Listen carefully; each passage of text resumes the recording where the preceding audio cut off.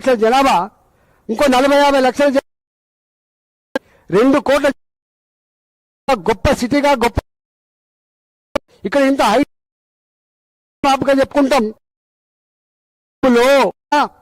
నీ డిపార్ట్మెంట్ తో మీటింగ్ పెట్టి కదా నీకు అఖిలపక్షం పెట్టే ఇతర పార్టీలకు నాలెడ్జ్ ఉండొచ్చు, మేధా సంపత్తి ఉండొచ్చు. మేము అడుగుతున్నది సార్, నువ్వు మా కరీంనగర్ జిల్లాలో వదిలిపెట్టిపోయినావు, నువ్వు కష్టమవుతుందని చెప్తున్నారు అని 19 మంది సార్ గవర్నమెంట్ నీ ఇంటెలిజెన్స్ ఎట్టిపోయింది, నీ ఆఫీసర్లు ఎట్టిపోయినరు, నాయకులు ఉన్నారు.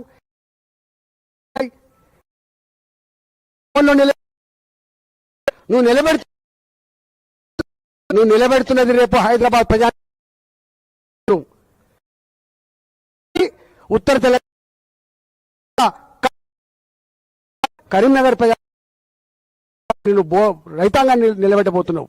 రేపు తాగనీళ్ళ కష్ట కాబట్టి రేవంత్ రెడ్డి గారు దాడులు పక్కకు పెట్టు, ఎదురుదాడి పక్కకు పెట్టు, ప్రజల గురించి ఆలోచించి నీకు ఆశీర్వాదం దొరుకుతుంది.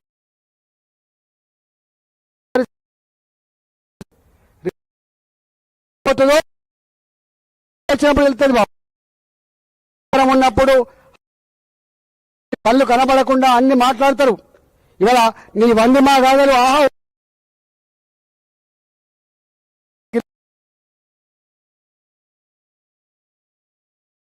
పోసారని చెప్పిండ్రు. ఎంత ఉద్యమ నాయకులైనా ఎంత పని చేసినట్టు కనబడ్డా మర్చిపోకు. నేను అంటున్నా, నా మీద మాట్లాడు, ఇంజనీర్ సెంటర్తో మాట్లాడు. ఇవాళ పంట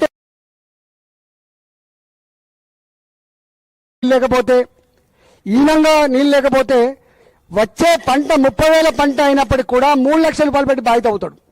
దట్ ఈస్ ఫార్మర్. ఫార్మర్ అంటాడు, వ్యవసాయం చేస్తాడు. బిజినెస్ గురించి చాలా పట్టిక ముందే తను వేసిన పంట ఎండి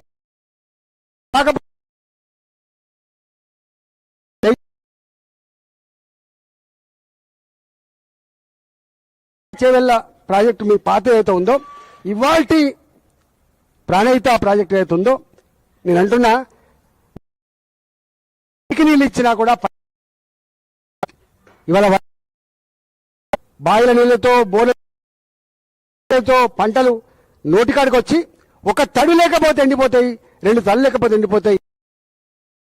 శ్రీరామ రక్ష ఇగో ఈ ప్రాజెక్టు.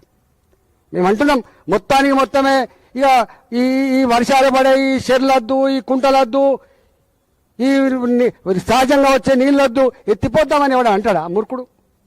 అంటున్నది ఏంటంటే ఇవన్నీ ఉన్నగా కూడా చివరి వరకు పంట పండకపోతే రైతనేవాడు నష్టపోతున్నాడు కాబట్టి, వేల కోట్ల రూపాయలు నష్టపోతున్నాడు కాబట్టి, రైతుల ఆత్మహత్యలని చెప్పి మనం చర్చించడం కాబట్టి, రైతరిచిన రాజ్యం బాగుపడదు కాబట్టి, ఎద్దరిసిన వ్యవసాయం బాగుపడదు కాబట్టి, రైతుల ఆత్మహత్యలు దేశానికి మంచిది కాదు కాబట్టి, ఇవాళ కేంద్ర ప్రభుత్వం కూడా వ్యవసాయానికి ఎంత పెద్ద పీట వేస్తుందని చూస్తా ఉన్నాం. లక్షల కోట్ల రూపాయల సబ్సిడీ ఉన్న ఎరువులు సబ్సిడీ ఇస్తుంది.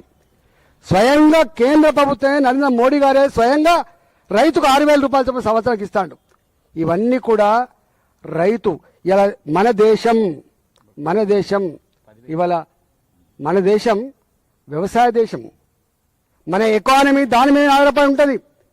165% మంది ఇవాళకి కూడా గ్రామాలలో ఉంటున్నారు. వాళ్ళ కులాలు వేరు కావచ్చు, మతాలు వేరు కావచ్చు, రైతులు కావచ్చు, రైతుల దగ్గర పనిచేసే కూలీలు కావచ్చు. వ్యవసాయం మంచుకుంటేనే బట్టల షాపు నడుస్తుంది, వ్యవసాయం మంచుకుంటేనే బంగారం షాపు నడుతుంది, వ్యవసాయం మంచుకుంటేనే పిల్లల ఫీజు కడతారు, వ్యవసాయం మంచుకుంటేనే పెళ్లిళ్ళు అవుతుంది. ఆ జ్ఞానం మీకు లేదు. వ్యవసాయం తప్ప మరో మార్గం లేదు. ఇవాళకి కూడా కోట్ల మంది ప్రజానికానికి అక్కడి చేసుకుని అన్నం పెట్టగలిగే తల్లి భూతల్లి అని చెప్పి మనం మాట్లాడుకున్నాం కదా. గా భూతల్లి కదా నీళ్ళ కోసం అడపడుతున్నది.